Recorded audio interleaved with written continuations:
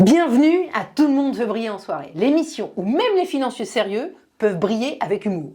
Aujourd'hui, on va plonger dans le monde passionnant des produits dérivés. Ouais, t'as bien entendu, les produits dérivés, mais pas de panique, c'est moins effrayant que ça en a l'air. Donc qu'est-ce qu'un produit dérivé ? Eh bien à l'école, on apprend qu'un produit dérivé est un produit dont le cours dérive, c'est-à-dire qu'il dépend d'un autre produit, le fameux sous-jacent. Mais c'est tout pourri comme définition. En fait, pour le dire simplement, un produit dérivé est un produit qui permet de fixer aujourd'hui les conditions d'une opération pour le futur. On fixe aujourd'hui les conditions d'un achat pour le futur, ou d'une vente, ou d'un prêt, ou d'un emprunt. Bref, tout est décidé aujourd'hui, mais ça aura lieu demain. Vous entendez parler de plein de produits dérivés, les forwards, Les futurs, les options, les swaps, les caps ou les floors, et encore les varants par exemple. ou encore les NDF, les FRA. Bref, tout ça permet de bloquer aujourd'hui les conditions d'une opération pour le futur. Un exemple ? Alors, imaginez, Air France vient vous voir avec le problème suivant. Ah, j'ai un risque sur le prix du pétrole. Si le prix Surtout en du ce pétrole... moment. Bah ouais. Et si le prix du pétrole augmente, ça va me coûter plus cher pour faire tourner mes avions, mes marges vont diminuer. Est-ce que tu pourrais, toi banquier, me bloquer aujourd'hui les conditions d'achat de bon pétrole pour le futur ? Produits dérivés. On bloque aujourd'hui les conditions pour le futur.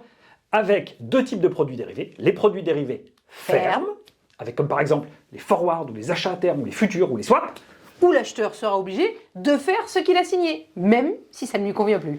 Par exemple, on dit à Air France, on propose un achat à terme de pétrole à 80 $ le baril pour dans 6 mois. Ok, si au bout de 6 mois, le baril est à 120, Air France va acheter son pétrole à 80 $, alors que c'est maintenant à 120. Ils sont contents. Ils se sont couverts, protégés, hedgés contre une hausse du prix du pétrole. Par contre, si le pétrole est à 40 $ le baril, ils vont devoir l'acheter à 80, alors que ça vaut 40. Mais ils le savaient au départ, ils ont donc pu anticiper. Maintenant, les produits dérivés conditionnels, comme les options ou les varants. Dans ce cas, le client est libre à l'échéance d'utiliser ou pas son produit. Donc si le prix du pétrole à l'échéance est à 120, comme dans notre exemple, il utilise son droit d'acheter à 80, alors que si c'est à 40, il laisse tomber son produit. Dans ce cas-là, je prends seulement des produits dérivés conditionnels si j'ai le choix. Non, sauf que les produits dérivés fermes sont gratuits, alors que les dérivés conditionnels sont payants. Il faut verser la fameuse prime au départ.